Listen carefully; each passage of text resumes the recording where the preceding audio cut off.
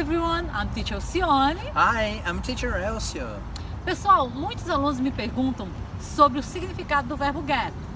Então decidimos falar um pouco sobre esse verbo e seus múltiplos significados. Got it? Yeah, I got it. Se você procurar o significado dele nos dicionários, provavelmente você vai encontrar conseguir, obter. Got it? Yeah, got it. Mas, assim como o português, usamos substituto de verbos e as pessoas nos entendem pelo contexto, né, Elcio? Gotcha. Yeah.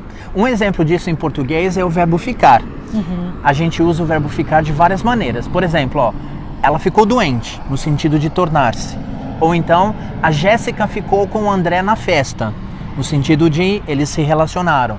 Exato. Ou então, eu fiquei em casa ontem à noite, no sentido de permanecer. Então, ficar tem vários sentidos em português. Isso aí. E a gente entende pelo contexto. Got you. Acontece o mesmo com o verbo get. Você vai abandonar a tradução e os dicionários, pessoal.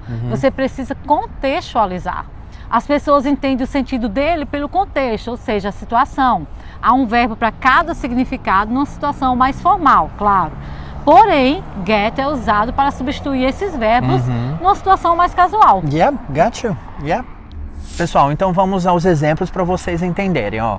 O primeiro exemplo é o significado do get em conseguir obter.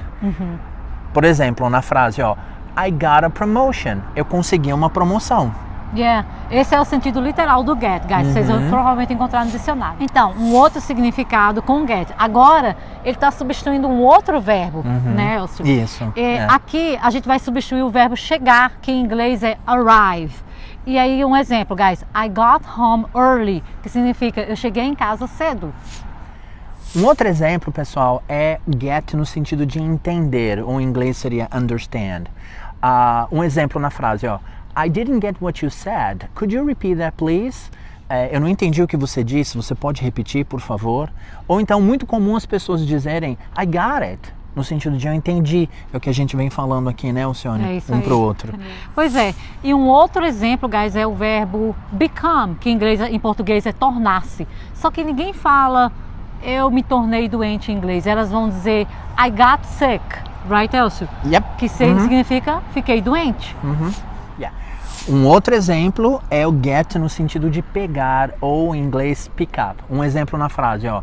Would you mind getting a bottle of water in the fridge for me? Que significa, você se importa de pegar uma garrafa de água na geladeira para mim? Exato. Pois é, e mais um exemplo para vocês é com o verbo receber, que em inglês we say receive. Did you get my email? Right, Elcio?